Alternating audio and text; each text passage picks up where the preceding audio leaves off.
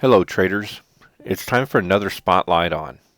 This series will focus on the indie comics darling Spawn. Spawn is the brainchild of writer-artist Todd McFarlane and is his first character on the newly created Image Comics banner from May of 1992. When government assassin Al Simmons is murdered, a deal with the devil brings him back to the realm of the living. But now he walks in the shadows as a disfigured soldier of hell known as Spawn. Armed with unimaginable but finite abilities, Spawn is destined to play an important role in the upcoming Armageddon. Superstar artist and Image co-founder McFarlane creates a character who has gone on to inspire a major motion picture, an HBO animated series, numerous spin-off comic series, and one of the most successful toy lines of all times. This is Spawn. Traders, for today's Spotlight On, I present Spawn issue number 1. Spawn number 1 was published in May of 1992 and is what many consider to be the book that ushered in the modern age of comics.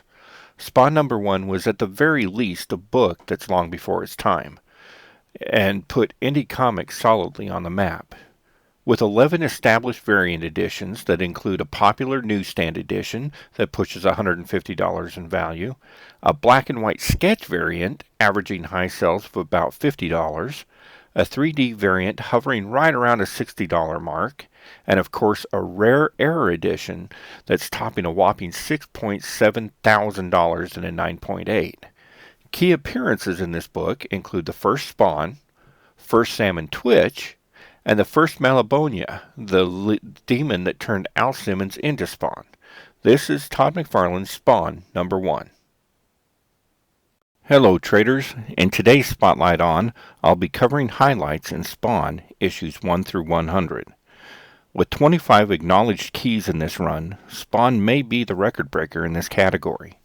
Highlights include issue number 2, which is the introduction to McFarlane's second most recognizable character, the clown that later revealed to be the demon, the Violator. Issue number 9, with its homage cover to Wonder Woman number 72, was also the first Cagliostro, first medieval Spawn, and of course, the first Angela, who would later be brought into the Marvel Universe as Thor's half-sister. Spawn number 55 gives us the first Commando Spawn, and issue 77 is the first Archangel Spawn. And Spawn 100, which marks the death of Malebolgia and Angela as she departs for the Marvel Comics universe. Next we will look at issues 100 through 200. Hello traders, for today's Spotlight On, I'll be covering highlights in Spawn issues 101 through 200. This run boasts more top value keys than any other indie comic series before or after. Sought after for amazing cover art and low print runs, I'll be focusing on key appearances for today. In Spawn 119, we get the first team appearance of the Hellspawn army, with cameo appearances of the Gunslinger Spawn and many others. Issue 122 is the first appearance of Nyx, who later becomes She-Spawn in issue 139, and her first cover is issue 141. Issue 165 is the first Mandarin Spawn from the McFarlane toy line. Issues 174 and 175 are the first 2 appearances of Gunslinger Spawn. And Spawn 185, which marks the death of Al Simmons and first appearance of a new Spawn, Jim Downing. Next issues 201 through 299. Hello traders, for today's Spotlight On, I'll be covering highlights from Spawn issues 201 through 299. Spawn's second century run is again full of limited print runs, as well as an iconic run from Eric Larson on the covers, and many highly sought after tribute covers by Todd McFarlane. Keys from this run include issue 201, which is the first appearance of the Vampire Blood, Spawn 219, which is the first Batwing Spawn, issue 243, that boasts the lowest print run ever on a Spawn book that's driving prices well over the $200 mark, issue 265, which is the first appearance of King Spider, and a crossover with Larson's Savage Dragon number 216, and of course Spawn issue 294, which is the first Spawn Violator hybrid. Next we'll take a look at issues 300 to current.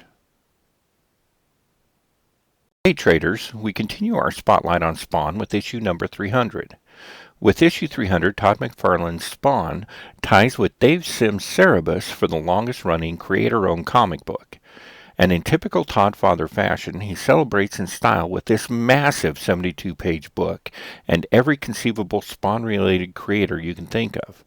This book has numerous variants. I've identified 22. Key moments from the book include the first cameo of She-Spawn on the final page, and the issue celebrates 27 years of continuous printing on the title. This is also the first interior work by Spawn creator Todd McFarlane since 1995.